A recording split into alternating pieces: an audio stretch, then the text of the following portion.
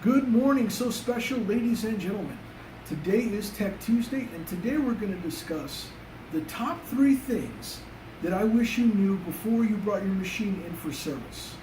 The first thing would be don't clean your machine. We like to see the machines in the condition that they're in. We can tell a lot about what is going on with like the motor, things like that, without with actually looking at the dust and debris that's kind of in there already. So don't clean your machine. The second thing is don't bring your cases or bags or accessories, that kind of thing.